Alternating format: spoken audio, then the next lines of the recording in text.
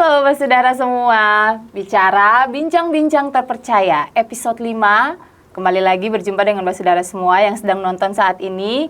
Bagaimana, lagi santai, lagi happy, lagi senang, lagi sedih.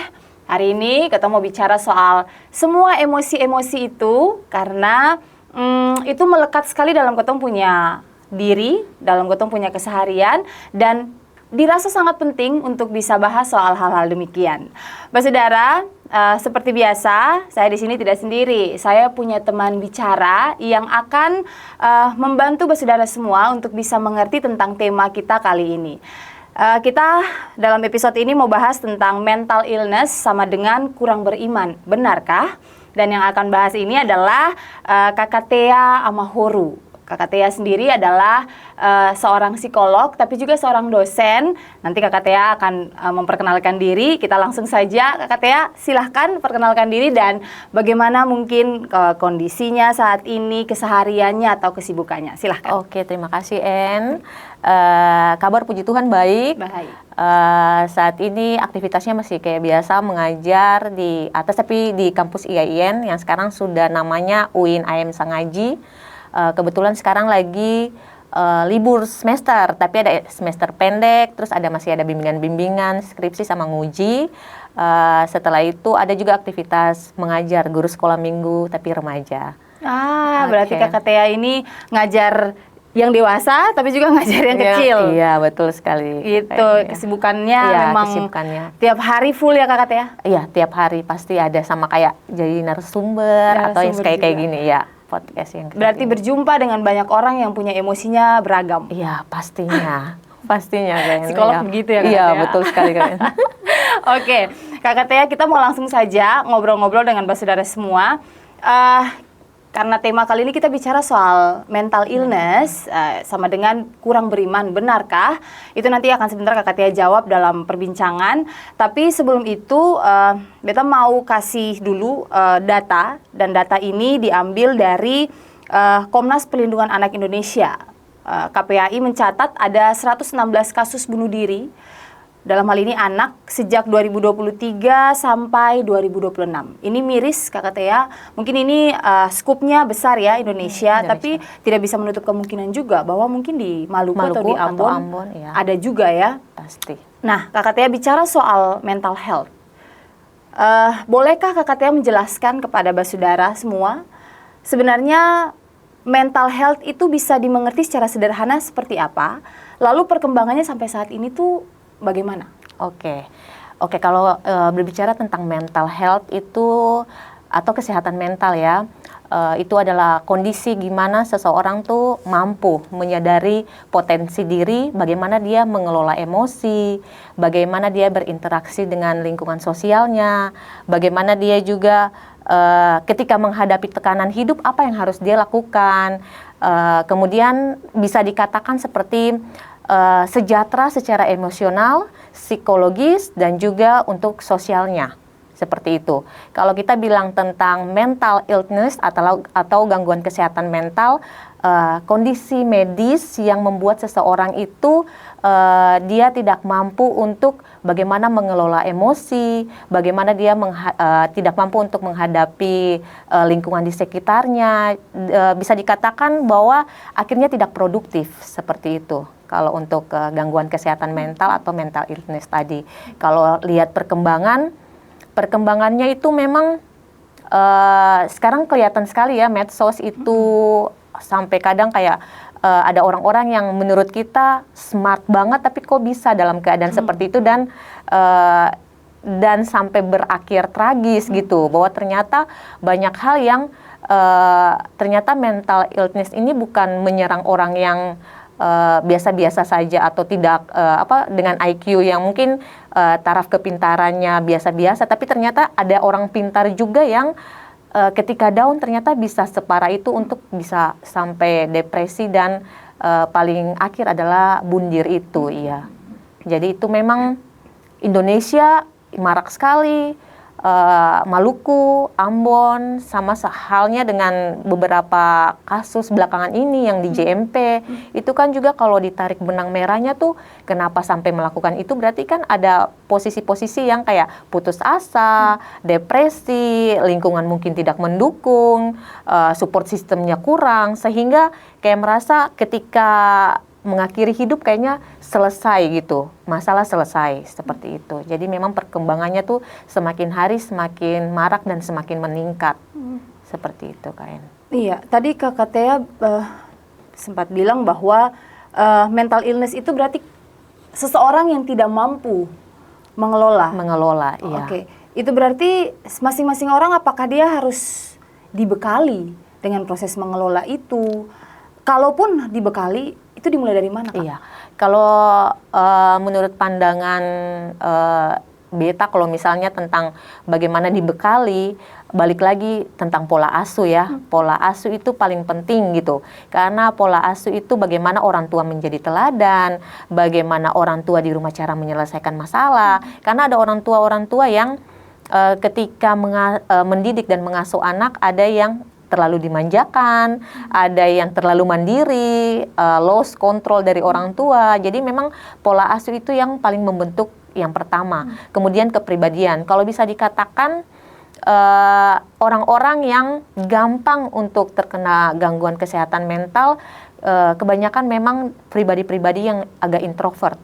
Karena introvert itu kan terlalu tertutup, senang dia susah bagikan, apalagi sedihnya susah dibagikan, jadi banyak yang dipendam. Sedangkan ketika kita hidup itu, ketika ada masalah, yang harusnya kita lakukan adalah ketika tidak bisa memecahkan, perlu untuk berdiskusi, gitu kan, supaya paling tidak solusi yang kita ambil itu dia pas lah, paling tidak. Atau ada masalah, bercerita dengan teman, menangis, itu juga cara untuk bagaimana keluar dari tekanan-tekanan itu gitu. Atau tidak mengurung diri di kamar tapi mau keluar. Nah, kebanyakan orang kan ketika ada masalah kayaknya pengen di kamar aja terus, padahal itu tidak menyelesaikan masalah. Jadi kalau disiapkan dari mana, yang pertama adalah parenting tadi, pola asuh tadi, dan lingkungan di sekitar, bahwa ketika melihat orang-orang seperti itu jangan dijudge, jangan dihakimi.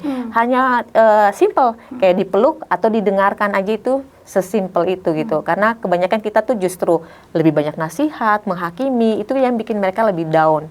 Jadi hanya pelukan dan ya menjadi tempat mereka menceritakan segala halnya untuk bisa lebih plong aja, kayak gitu kan. Berarti kompleks sekali ya sebenarnya mental illness ini. Tapi sekali lagi manusia itu kan ketika kita anak-anak mungkin berbeda ya, tapi ketika remaja, ketika dewasa kita udah tahu nih taraf di mana yang lagi punya masalah. Yang pertama jangan denial, jangan menyangkal gitu.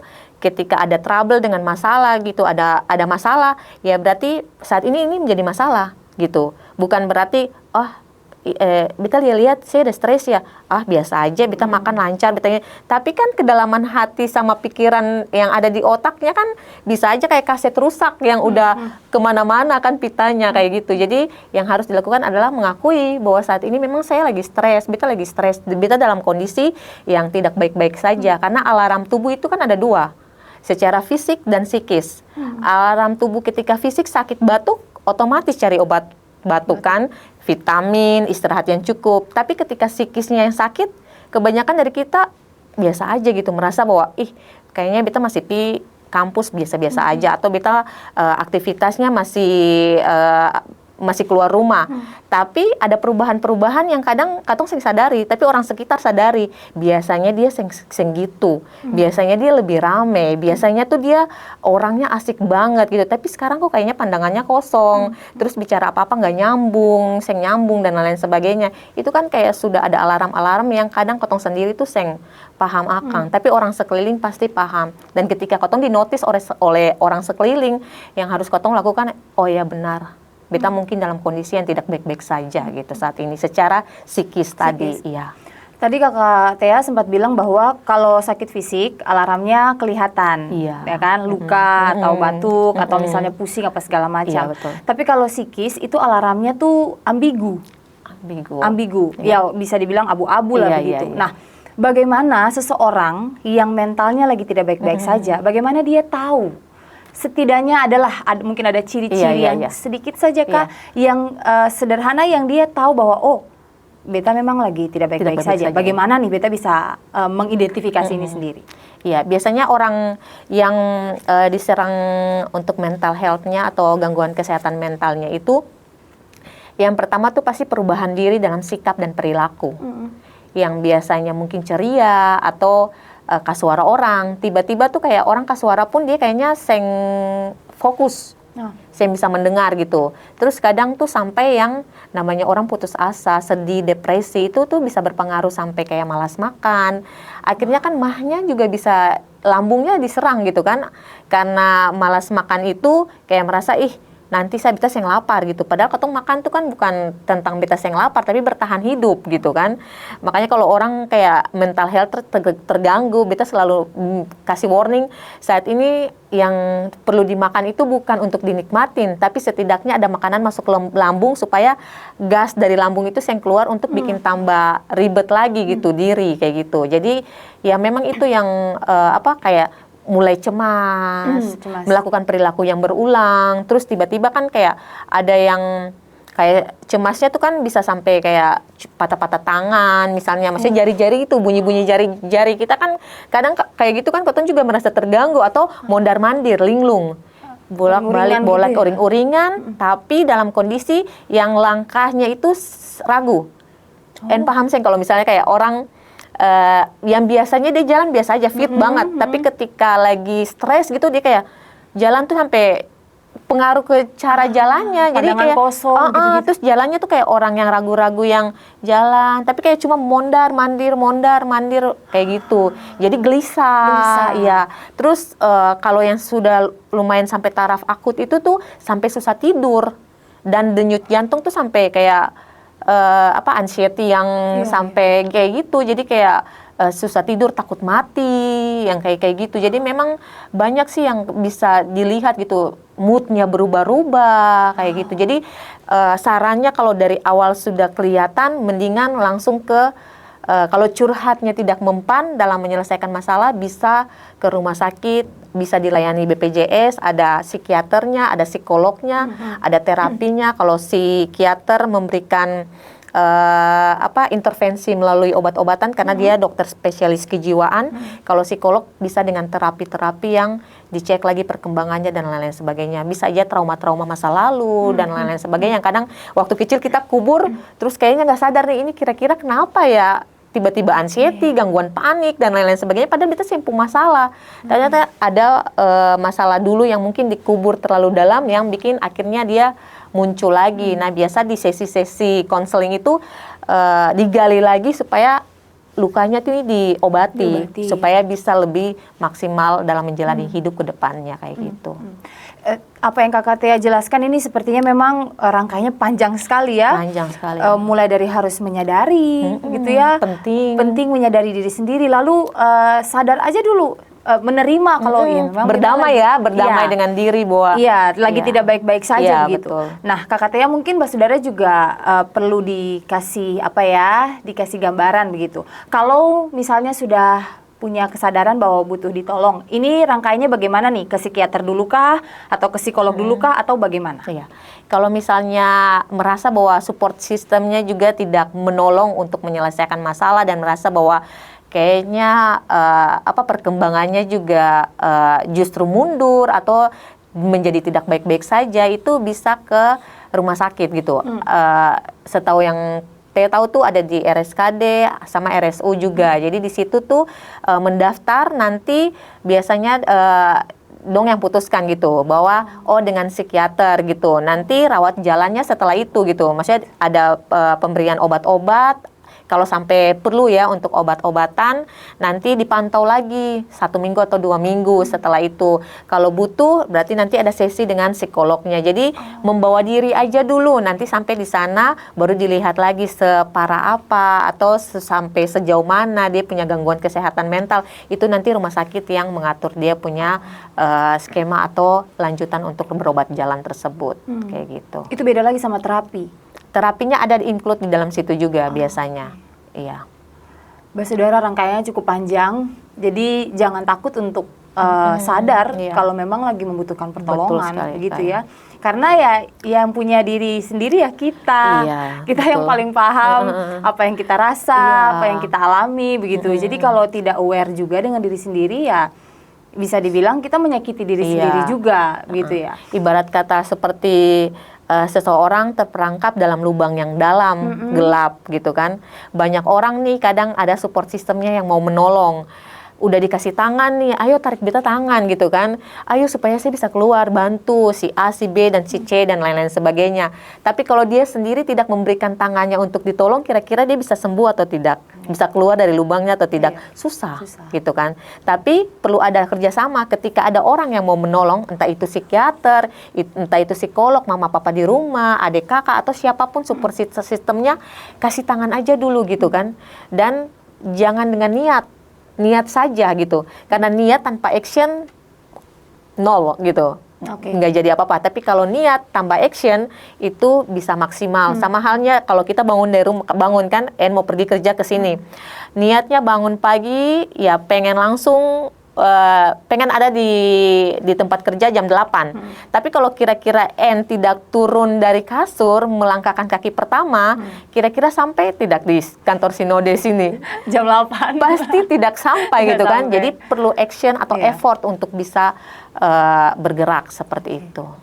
Dan untuk bisa menghadapinya yang tadi Kakak Tia bilang bahwa ya mau sembuh memang, niatnya mau sembuh. Tapi kalau cuma hanya di niat saja dan pikiran tidak ada aksi ya sama saja. Ya. Kakak Tia menjelaskannya sudah sangat banyak begitu ya. Teman-teman bicara bisa mendapatkan banyak sekali insight, banyak quote juga yang teman-teman bicara bisa dapatkan. Beta mau kembali Kakak Tia. Tadi Kakak Tia sempat bilang bahwa bicara soal menyadari kalau memang mental illness ini juga berangkat dari dalam keluarga dan pola asuh, ya ketemu juga yang bisa pungkiri bahwa generasi sekarang dan generasi zaman dulu itu pola asuhnya beda. Iya, betul. Generasi zaman dulu mungkin pola asuhnya pakai pukulan ya, sing apa ya, VOC selalu bilang didikan Belanda gitu kan. Didikan Belanda ya, sudah sing apa yang penting beta punya anak harus sukses begitu. Tapi kan anak-anak zaman sekarang itu tidak bisa disamakan sama orang tua yang zaman dulu. Taruhlah generasi baby boomers dan generasi X, itu didikannya beda sama generasi milenial dan generasi alpha. Bahkan mungkin akan masuk pada generasi selanjutnya juga beda gitu. Nah, menurut Kakak Tia dari sudut pandang psikologi, secara perbedaan generasi ini, bagaimana seharusnya generasi dulu menyikapi perubahan dan mental generasi sekarang, dan bagaimana generasi sekarang juga mau terbuka dengan kerasnya orang tua pada generasi zaman dulu. Iya, oke. Jadi memang kalau dibilang generasi pasti per generasi berbeda ya. Dia punya bagaimana model kehidupannya dan lain-lain, bahwa era perkembangan juga semakin hari semakin canggih, digitalisasi dan lain-lain sebagainya. Tekanan hidup juga berbeda. Zaman dulu mungkin umur 20-an sudah menikah, tidak banyak yang dipikirkan. Tapi anak-anak sekarang kayaknya dari SD tuh sudah banyak ekspektasi yang diciptakan oleh orang tua yang kadang tidak kuat dijalani oleh anaknya gitu. Sekarang aja kayaknya abis SMA, S1 itu wajib. Dulu kan kayaknya SMA itu sudah paling oke lah gitu kan. Zaman-zaman oma opa juga mungkin kayaknya SD sekolah rakyat kalau saya salah tuh namanya SR gitu, itu sudah top sudah gitu kan. Tapi semakin hari ke sini ternyata abis S1 perlu S2, abis S2 perlu S3, abis S3 perlu prof gitu. Karena apa? Kebanyakan yang kita lakukan itu adalah image kita di depan orang. Tapi apakah kita bahagia dengan posisi itu gitu kan? Iya, karena tekanan hidup itu kan mau sampai mana kita mau mengejar sesuatu gitu. Tapi kalau orang yang sudah selesai dengan dirinya di posisi itu, dia akan merasa beta sudah cukup di posisi ini. Saya nggak ada lagi yang pengen dikejar, sisanya melanjutkan hidup. Karena beta sudah capek dengan tekanan hidup, stres dan lain-lain. Beta ingin menikmati semua yang beta yang posisi ini sudah. Tapi ada orang yang beta punya goals masih panjang gitu, masih A, B, C, D. Mungkin mentalnya oke untuk mengejar goals itu. Tapi kalau orang yang menyadari bahwa beta saya mau punya terlalu banyak masalah, ya sudah posisinya kayak gitu. Dan saya bisa memaksakan ya. Masing-masing dia tahu kapasitasnya masing-masing. Nah, yang tadi dibilang bahwa tekanan hidup pasti sudah berbeda, ekspektasi, harapan, Kemudian media sosial. Media sosial dulu belum banyak media sosial. Sekarang tuh kan semakin banyak. Kayaknya ada kasus depresi, putus asa atau bunuh diri di kota A itu dalam sekian detik atau sekian menit tuh langsung ketahuan gitu. Nah, itu kan semakin banyak referensi yang ternyata bisa separah itu, dan ketika kita merasa bahwa ada masalah tuh kayaknya lebih terbuka tuh lebih baik gitu. Lebih terbuka, dan juga kayak semakin banyak orang merasa bahwa kesadaran dirinya tuh semakin meningkat gitu, bahwa ternyata orang stres dengan gangguan kesehatan mental yang tidak baik-baik saja bisa sampai di posisi itu, sehingga ketika ada orang sekeliling yang sudah mulai gejala-gejalanya ke arah situ tuh justru lebih aware lagi gitu, kayak kayaknya dia kayaknya mulai stres deh, kayaknya kita mendekati dia deh, kita perlu untuk berbicara deh, dan kayak gitu. Jadi ya orang tua zaman dulu, gen-gen yang lama itu ya harus lebih membuka pelukan dan membuka diri gitu, bahwa zaman dulu berbeda dengan sekarang, dan tidak semuanya tuh harus membahagiakan orang gitu. Harus membahagiakan diri sendiri dulu baru bisa ke orang. Karena kebanyakan orang tuh kan kayak susah menolak gitu, kayak orang minta tolong sesuatu, tapi saya tahu kalau dalam diri tuh beta sudah dalam posisi burnout parah, yang sampai yang kayaknya beta terlalu memikirkan orang pun kebahagiaan dibandingkan beta sendiri gitu. Jadi untuk generasi mama-mama, generasi lama, ya jangan lihat itu sebagai sesuatu yang tidak penting, tapi karena ketika melihat sesuatu itu kayak gangguan kesehatan mental itu tidak penting, ketika sampai di taraf depresi, putus asa, dan bunuh diri, itu tidak bisa membalikan lagi sesuatu yang sudah hilang gitu. Sudah terlambat. Sudah terlambat. Jadi dan untuk generasi alfa, generasi Z, buka diri lah gitu. Ketika ada masalah tuh jangan berdiam diri dan jangan stres sendiri, tapi bisa untuk berbagi supaya bisa menyelesaikan masalah itu dengan baik gitu. Jadi perlu, orang bilang kerjasama lah. Beta menolong, memberikan tangan, tapi Ale juga harus memberikan tangan ke beta supaya bisa genggamannya kuat, supaya mari ayo berubah ke arah yang lebih baik gitu. Karena masa depan ya katong yang tentukan kan, bukan orang lain yang tentukan. Kayak gitu. Dari apa yang Kak Tia jelaskan, mungkin Basudara akan berpikir begini. Mungkin ya, ini kita bicara kemungkinan. Mungkin akan ada yang bisa berpikir begini, kalau misalnya terlalu melihat ke diri sendiri, ya nanti lama-lama kita jadi self-center. Lama-lama kita jadi egois. Lama-lama kita jadi tidak peka juga dengan di kiri kanan kita. Itu bagaimana? Iya, jadi batasannya ada ya. Silahkan, kita ini kan makhluk sosial, bersosialisasi. Karena ya tidak bisa hidup sendiri, nomor satu gitu kan. Jadi yang harus kita lakukan adalah ya kita bersosialisasi seperti biasanya, punya teman, punya relasi. Tapi di saat mana-mana yang terlalu dimanfaatkan, kita harus berani berkata tidak untuk sesuatu yang tidak bahagia untuk diri kita sendiri gitu. Bahwa berteman boleh, berelasi boleh, berkolega dan lain-lain sebagainya harus, bukan boleh tapi itu harus gitu. Karena ketika kita dalam masalah ataupun susah pun yang menolong pasti orang-orang yang sekeliling gitu. Nah itu yang harus kita lihat, ketika dimanfaatkan secara berlebihan itu, dan kita merasa bahwa secara mental nih kayaknya lagi tidak baik-baik saja karena terlalu banyak memikirkan apa kata orang. Apa kata orang. Terus orang tua di rumah juga kan kadang suka membandingkan. Kenapa sih kayak itu tetangga itu dia paling pintar, dia. Nah itu tuh justru membandingkan seperti itu tuh membuat tekanan yang paling kuat gitu. Padahal untuk dapat hidup harus dicatat ya bahwa manusia pintar itu nomor 2. Yang paling pertama itu adalah attitude dan sikap dan perilaku. Jadi kalau dari kecil pola asuh, perilaku, sikap, orang bilang ilmu hidup semantap. Soal pintar tuh nomor 2, kasih pelatihan, kasih ini gampang gitu. Tapi kalau mau pintarnya doang, dia akan bertumbuh menjadi anak yang egois, tidak mau berbagi. Dan ketika ada di tim-tim orang-orang kayak gitu tuh agak toksik. Jadi justru membuat sekelilingnya tuh seng nyaman, karena saking pintarnya dia merasa seng setara dengan orang-orang sekelilingnya gitu. Tapi ketika dia pintar dan juga attitude-nya baik, ataupun dia kepintarannya biasa-biasa tapi attitude-nya baik, yakin dan percaya besok-besok dia tetap dapat pekerjaan. Kayak gitu. Jadi orang tua di rumah, ayo sebelum terlambat, jangan terlalu push untuk tentang kepintaran. Ya masing-masing dikaruniai kepintaran oleh Tuhan. Mungkin ada yang akademik, ada yang olahraga, masing-masing punya talenta yang Tuhan berikan gitu kan. Intinya yang bisa bertahan hidup ke depannya adalah dengan attitude yang baik, dia pasti mempunyai masa depan yang baik juga.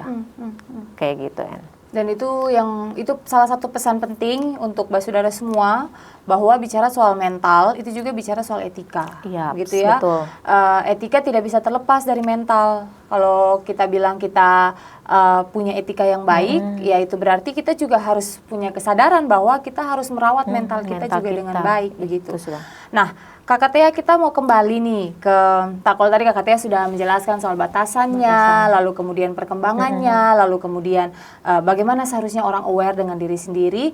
Kita mau kembali pada temanya. Oke.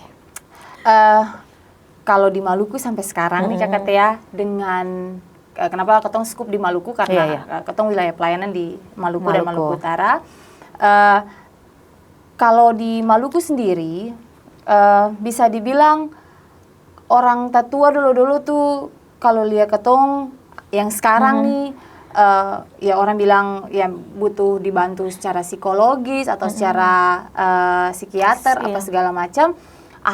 Itu saja mau jangan terlalu pes-pes misalnya. Iya, gitu. Lombo-lombo. Jangan gitu. terlalu lombo-lombo, jangan terlalu pes-pes misalnya begitu. Itu karena Hale kurang berdoa, makanya masuk di kamar lah berdoa.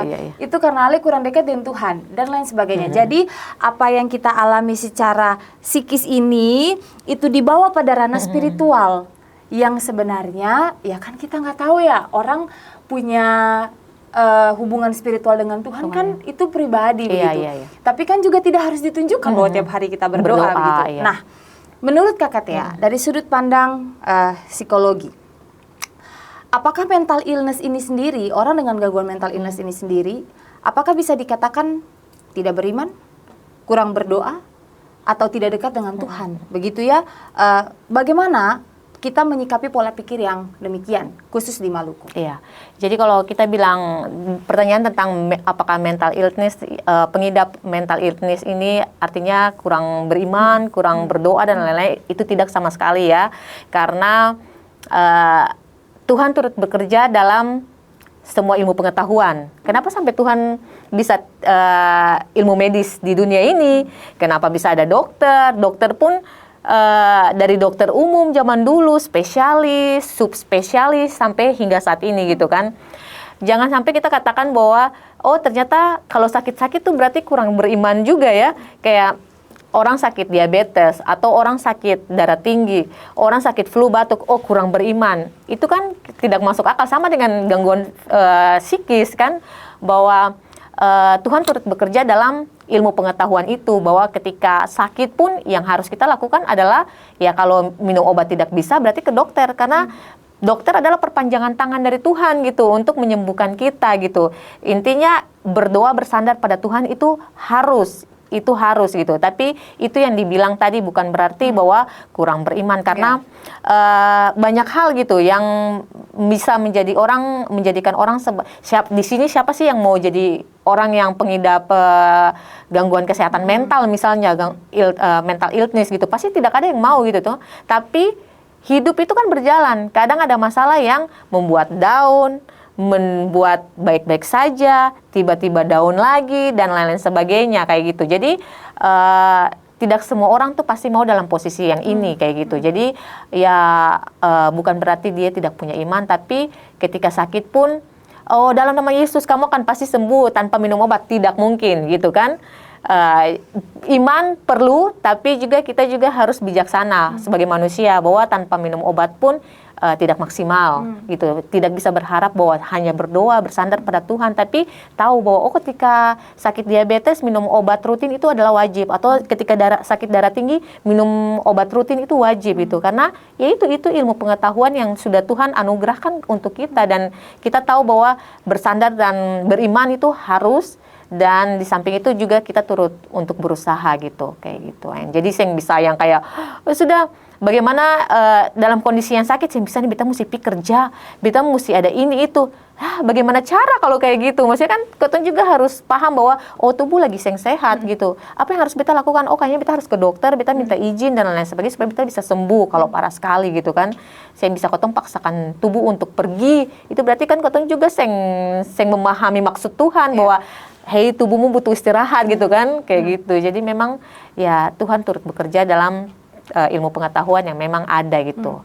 Jadi bukan berarti tidak beriman, tapi ya dalam kondisi yang memang lagi tidak baik-baik saja secara psikisnya itu gitu.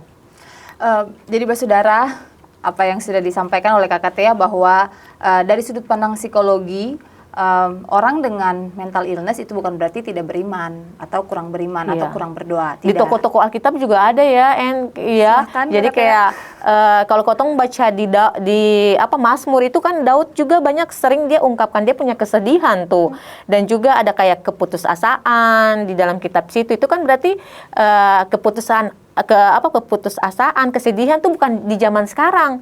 Zaman dari dulu pun itu ada di Alkitab itu. Bagaimana Tuhan Yesus dikhianati, Tuhan Yesus akhirnya berdoa di Getsemani, yang maksudnya itu kan dalam posisi sedih. Bayangkan kalau kotong dikhianati oleh orang aja tuh sakitnya seperti apa. Dan orang ini adalah orang terdekat gitu kan, yang kayak di luar ekspektasi, di luar bayangan, tapi Tuhan tahu bahwa Tuhan Yesus tahu bahwa ternyata ketika beta down, beta putus asa, yang beta harus lakukan adalah berdoa, tetap berdoa dan mengampuni kayak gitu kan. Jadi di Alkitab pun ada seperti itu. Jadi bagaimana Ayub juga mengalami penderitaan luar biasa, bagaimana Elia juga merasa putus asa dan ingin mati di Raja-Raja 19 gitu. Satu Raja-Raja pasal 19 itu di situ ditulis juga. Jadi kalau dibilang tentang mengimani dan lain-lain sebagainya, dari dulu tuh sudah ada gitu, bahwa tentang keputusasaan, kesedihan, yang penting jangan terpuruk gitu, bahwa harus bangkit untuk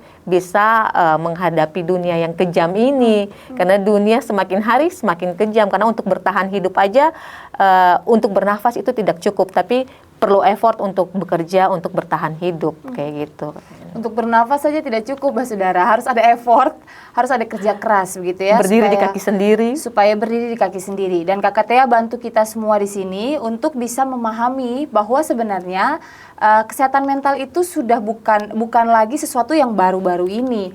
Ini sudah dari zaman dulu, bahkan sudah ada menurut pandangan Kakak Tia secara psikologis, ini sudah ada di Alkitab, di kisah-kisah kesedihan, keputusasaan. Ya, itu sudah ada pada tokoh-tokoh Alkitab pada masa lampau begitu. Bedanya dulu mereka tidak ada psikiater dan psikolog. Kalau sekarang pengetahuannya belum secanggih sekarang ini. Kalau sekarang kita punya psikiater dan psikolog gitu ya.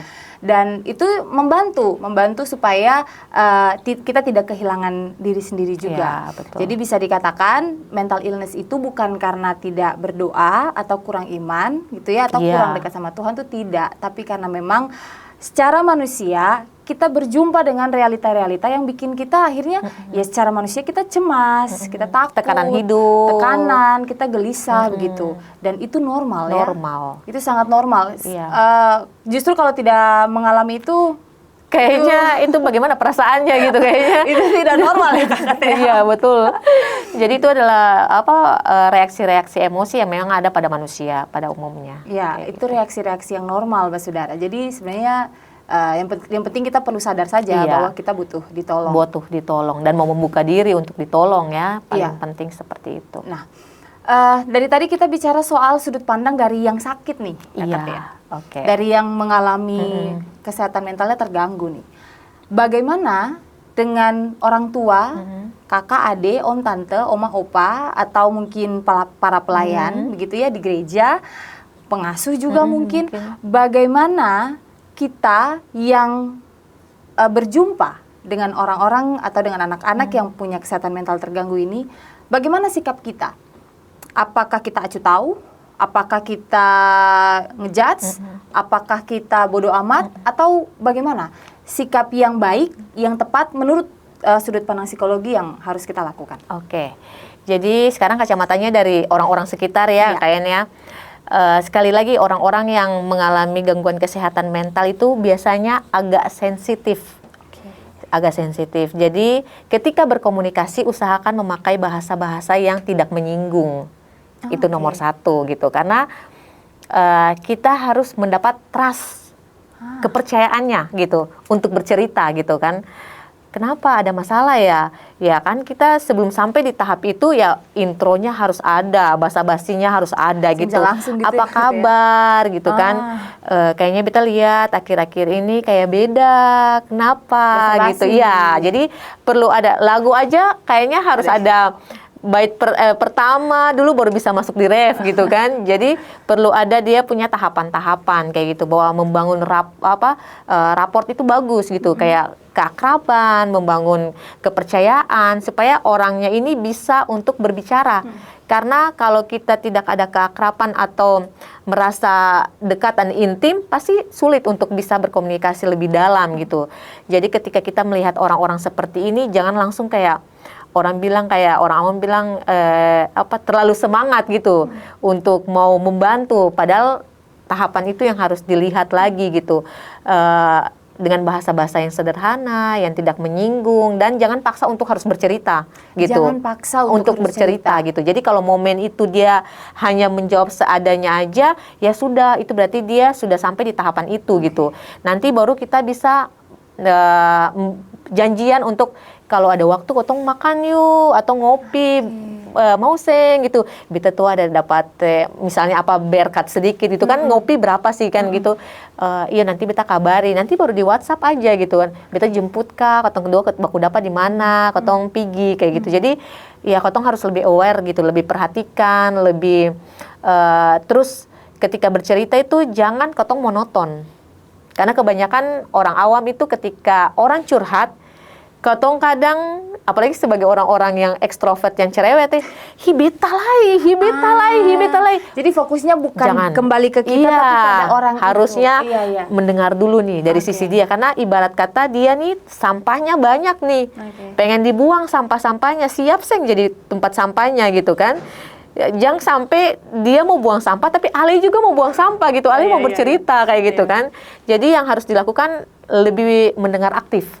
Jadi biarkan dia cerita apa saja yang dia mau ceritakan. Terus nanti setelah itu mungkin katong bisa kasih kayak dia motivasi dengan orang-orang sekeliling yang ternyata bisa survive dengan masalah hidup gitu. Pengalaman yang sama. Iya, jadi misalnya sebelum ketemu kotong tahu nih, ini dia punya masalah tentang mental illness. Berarti yang harus kotong lakukan referensinya harus ada dong.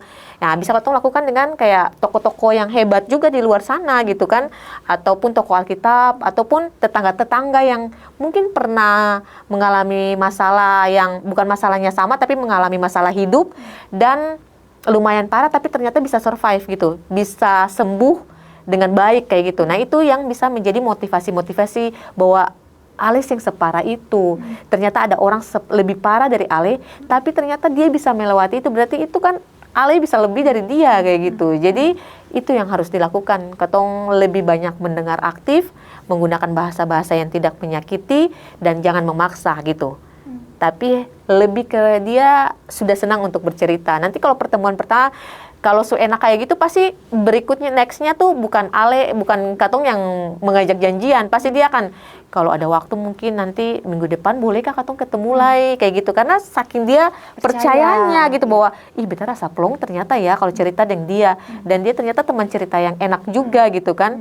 Nah itu pasti berikutnya lah itu bukan katong yang memaksa, tapi dia sendiri yang memaksa untuk, kalau beta sih ada bikin apa, beta bolehkah WhatsApp gitu atau cerita apa gitu. Jadi itu yang harus kotong lakukan dan merekomendasi dong untuk ayo saya nggak apa-apa kok kalau ke psikiater dan psikolog. Orang ke psikiater atau psikolog pun itu bukan berarti orang bermasalah yang gangguan jiwa yang, karena semua orang tuh pasti ada punya gangguan jiwa, cuma tarafnya aja yang beda-beda gitu kan.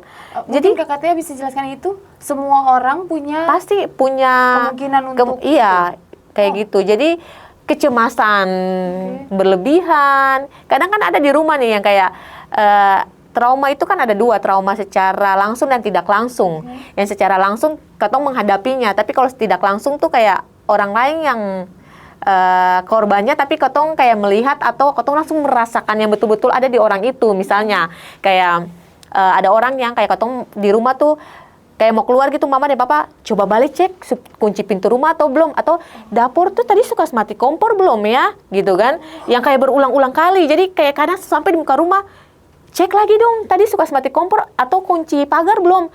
Kayak bilang sekunci, saya bisa, mesti balelia gitu. Karena ternyata bisa ada dua, dulu pernah kemalingan atau pernah kompornya mungkin tabakar gitu, maksudnya lupa kasih mati terus kayak gitu. Tapi ada juga yang tetangga yang kemalingan, tapi mama dan papa di rumah yang akhirnya ikutan trauma, takut gitu kan, atau tetangga ada yang kebakaran atau nonton, ternyata kebakaran separah itu, jadi harus lebih hati-hati. Nah, hati-hati itu sampai kecemasan yang parah gitu. Jadi yang harus dilakukan adalah menyadarkan diri, karena sesuatu kadang kalau autopilot tuh kan ketong seng sadar. Kayak suka mati kompor, tapi kayak seng sadar, kayaknya belum pas bilang kan, oh sudah, karena apa, selalu melakukan sesuatu tuh secara otomatis kayak gitu. Tapi kalau menyadarkan diri, kalau sadar bahwa oh sudah, beta suka mati kompor, beta suka kunci pintu, beta suka kunci pagar, kayak gitu. Itu kalau kasusnya beta yang menyepelekan kasus yang seperti itu ya Kakak Tia, tapi maksudnya itu taruhlah itu kasus yang kecil gitu. Bagaimana dengan kecemasan dengan kasus yang besar, kehilangan misalnya, atau mungkin pernah mengalami kekerasan, atau mungkin pernah mengalami bully dan lain sebagainya. Kalau tiba-tiba autopilot seperti itu, bagaimana dia sadar padahal dia lagi dalam kondisi yang tidak stabil nih. Gimana caranya dia menyadarkan diri? Harus tingkatkan fokus. Oke, jadi otaknya tuh harus, kan katong sendiri yang mengatur katong po otak gitu kan. Mau ada pikiran apa dalam otak itu kan katong yang mendatangkan. Pikiran baik katong datangkan, pikiran buruk mendatangkan, overthinking katong yang ciptakan gitu kan. Jadi ketika dalam hal-hal seperti itu, apakah trauma-trauma itu sudah diselesaikan atau belum? Kayak kekerasan, bullying, itu harus diselesaikan. Memang tidak bisa sembuh yang 100%, tapi paling tidak gampang ke trigger gitu. Ketika di momen-momen tertentu melihat orang diperlakukan dengan kasar, katong langsung kayak panic attack gitu, atau langsung tiba-tiba gelisah dan lain sebagainya. Karena kalau sudah melakukan penyembuhan atau pengobatan, pasti dia segampang itu untuk react gitu kan. Tapi bisa paling cuman kaget dan sedikit memorinya pasti ada gitu. Tapi setelah itu dia bisa jalani hidup dengan baik gitu. Jadi yang harus dilakukan itu pastikan ketong sudah sembuh, sudah bisa berdamai dengan keadaan bahwa beta ini korban dan it's okay gitu. Korban kekerasan, apalagi kalau orang bilang kekerasan seksual ya, itu bukan sesuatu yang hina. Siapapun bisa ada di posisi itu, dan posisi itu Tuhan izinkan terjadi, berarti kan Tuhan menguatkan ketong pundak untuk menjalani hidup gitu kan. Jadi yang perlu khawatir dan ciptakan pikiran-pikiran positif dalam diri supaya bisa lebih fokus, lebih menjalani hidup dengan lebih baik. Jadi itu yang harus ketong lakukan gitu. Menyadarkan diri dan fokus itu penting gitu. Jadi kayak yang dalam otak, kalau ada yang penting-penting, buang, jangan pikirkan akang. Pikir beta bahagia, pikir beta sehat, pikir besok beta mau bikin apa, pikir lusa nih beta mau apalagi planning yang beta harus lakukan, bukan dengan niat tapi action harus beta lakukan kayak gitu. Ada satu analogi yang Kakak Tia tadi bilang bahwa kalau ada sesuatu yang penting dalam otak itu buang. Beta jadi teringat Kakak Tia, ada satu analogi juga dari rekan psikolog juga. Anto kasih analogi begini, ketong pikiran nih itu kayak kulkas. Jadi kalau simpan makanan simpan makanan yang mau dimakan dan dikonsumsi dengan sehat taruh. Tapi kalau simpan makanan yang sudah berhari-hari, udah basi, sudah tidak layak dimakan, ya dibuang. Nah, kurang lebih seperti itu ya Kak Tia ya. Karena kalau misalnya kulkas aja, kalau misalnya makanan yang sudah basi atau harus dibuang, dia kan bisa kontaminasi yang bagus-bagus di dalam situ gitu kan. Jadi ibarat bisa seperti itu. Jadi sesuatu yang penting yang boleh ada di ketong punya otak gitu, bahwa Tuhan merancangkan semua hidup itu pasti ada masalah, dan masalah itu bisa dilewati gitu. Gimana ketong yang harus survive, harus semangat, karena tidak ada keberhasilan yang instan gitu, bahwa pasti ada pengorbanan yang harus beta lakukan untuk sampai di puncak keberhasilan yang ketong tanamkan. Karena masing-masing orang pasti beda. Untuk beta ada di posisi tangga segini aja tapi ada orang yang beta mesti lebih dari ini, atau beta di bawahnya aja sih nggak apa-apa kayak gitu. Dan intinya bersyukur dalam diri gitu. Bersyukur tuh jangan ketong melihat orang tuh berbeda dengan ketong mau memunculkan motivasi ya.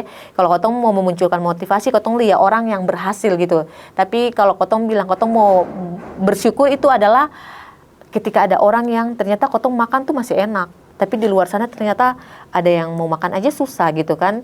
Sama halnya dengan banyak dalam hidup gitu, kayak peristiwa-peristiwa kehilangan. Banyak orang kan susah berdamai dengan hal itu gitu, karena merasa bahwa belum cukup waktu, yang ada punya tanda-tanda, belum melayani dengan baik dan lain-lain sebagainya. Tapi kalau kita lihat lagi, ketong pun teman-teman yang kayak, ternyata dia tuh yang sempat kenal, dia punya papa gitu. Misalnya dia papa meninggal masih dalam kandungan, terus Ale yang sunikmati papa punya kasih sayang, perlakuan dan lain-lain selama 20 tahun, 15 tahun, ternyata itu luar biasa gitu. Jadi munculkan bersyukur itu dengan orang-orang ternyata lebih kotong lebih bersyukur akan hidup karena ternyata ada orang-orang yang seberuntung katong gitu, dan dong tetap menjalani hidup dengan baik dan bersyukur. Itu yang paling penting. Mindset ya. Mindset yang harus diatur. Mindset yang harus diatur, dan Kak Tia bantu kita hari ini supaya kita mengatur pola pikir ya. Kita mengatur pola pikir, kita mengatur penyimpanan kita di dalam memori dan tubuh ini. Tapi juga Kak Tia bantu kita supaya kita tidak terbelenggu dalam ketakutan kesehatan mental tidak diperhatikan. Artinya semua kita kalau sudah mengalami sesuatu yang tidak lagi wajar, ya mau tidak mau harus segera menolong diri sendiri. Segera menolong diri sendiri gitu. Gimana kita mau bantu orang kalau kita tidak bisa bantu diri sendiri? Dan ketika ketong bantu orang pun, ketong harus pastikan ketong dalam kondisi baik-baik saja juga. Itu penting. Karena ketika lagi tidak baik-baik saja, ketong menolong orang, justru ketong akan ikut terperosok. Dan itu berbahaya. Itu berbahaya sekali. Secara fisik harus oke. Bayangkan kalau lagi flu batuk, ketong menolong orang, antar ke dokter atau bagaimana gitu, itu kan bisa berakibat fatal per ketong. Jadi pastikan psikis dan fisiknya oke, baru ketong membantu gitu. Bukan berarti ketong jahat, tapi ketong bisa merekomendasikan orang lain, bolehkah Ale bantu? Nanti kalau beta keadaan sudah baik-baik saja, beta bisa dampingi dia, tapi kali ini bantulah untuk bisa dampingi dia kayak gitu. Jadi saya lepas tangan, tapi bisa cari alternatif lain untuk gantikan posisi kayak gitu. Kak Tia bantu kita juga dengan analogi-analogi sederhana yang bisa dipahami oleh semua orang ya, semua kalangan begitu. Jadi dalam percakapan ini Kak Tia kita sepakat bahwa mental illness itu bukan karena kurang beriman, bukan karena tidak dekat sama Tuhan, bukan karena tidak berdoa, bukan sama sekali. Tapi mental illness itu adalah bagian dari bagaimana kita menghadapi realita, tekanan hidup dan lain sebagainya. Dan fungsi kontrol itu ada pada diri sendiri. Nah, untuk mengakhiri ini, Basudara, Kak Tia, beta kasih Kak Tia kesempatan untuk mungkin Kak Tia punya ayat Alkitab kah? Atau mungkin ada nyanyian kah? Atau ada tips dari sudut pandang psikologi untuk kita semua yang mungkin saat ini sedang mengalami gangguan mental, atau mungkin untuk orang-orang yang sedang mendampingi orang-orang dengan mental illness. Oke, kalau ayat Alkitab banyak ya tentang kekhawatiran, kecemasan dan lain sebagainya. Tapi Matius 11 ayat 28 kayaknya bagus tuh. Marilah kepadaku semua yang letih lesu dan berbeban berat, aku akan memberi kelegaan kepadamu, kayak itu. Jadi dari sudut pandang sebagai pengidap ataupun yang sedang mengalami gangguan kesehatan mental, jangan menutup diri. Tapi bisa sebelum berakibat tarafnya lebih parah, mendingan dari gejala-gejala awal yang masih mudah untuk diobati, ayo membuka diri untuk bisa menolong diri sendiri. Terus dari sudut pandang orang-orang sekeliling, please kayak gitu jangan dihakimi gitu, dan jangan bercerita dari A, B, C, dan karena jatuhnya akan jadi bullying gitu. Si A yang ternyata dia lagi sakit nih kayak gini dan lain-lain sebagainya. Tapi kita harus menjadi pribadi-pribadi yang menjadi support system yang baik. Ketika ada yang terkena masalah seperti itu, kita merangkul dengan cara memberikan pelukan dan juga mendengarkan, menjadi pendengar aktif. Jangan menghakimi, jangan menjudge, tapi bisa merangkul dengan kasih sayang seperti itu. Dan yang paling penting adalah dengan merangkul dan mendengar, mereka merasa diterima dan merasa bahwa ternyata ada orang-orang yang ternyata sayang sekali dengan beta kayak gitu. Jadi itu yang harus menjadi catatan untuk kita semua, bahwa jangan melihat itu sebagai stigma yang jelek, tapi sebagai orang-orang yang memang butuh pertolongan dari support system sekelilingnya. Karena siapa saja bisa terkena gangguan kesehatan mental seperti itu. Terima kasih Mungkin ya. itu yang bisa dibagi. Terima kasih Kakak Tea, karena Kakak Tea sudah menutup percakapan yang berat ini.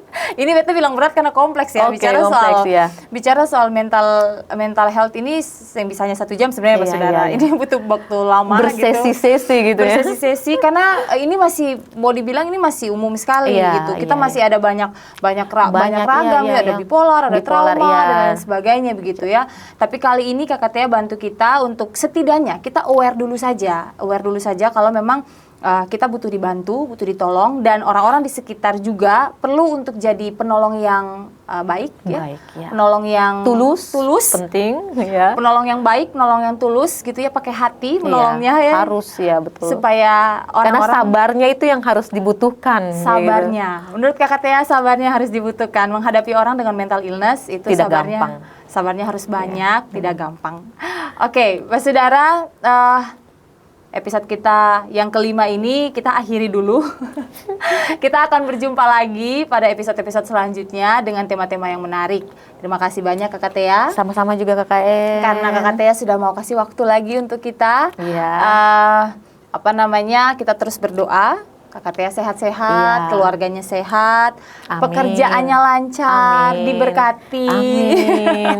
Begitu ya, Iya. supaya Kakak Tea bisa jadi berkat juga. Amin. Jadi berkat juga bagi banyak orang yang membutuhkan. Sama halnya dengan En juga ya, semakin Terima kasih. diberkati. Terima kasih, Kakak Semakin Tea. menjadi berkat juga buat banyak orang dan sehat dan sukses dengan goals-goals yang ingin dicapai. Dan juga Amin. semua tim yang Iya, ada di semua sini. ada di ya. sini.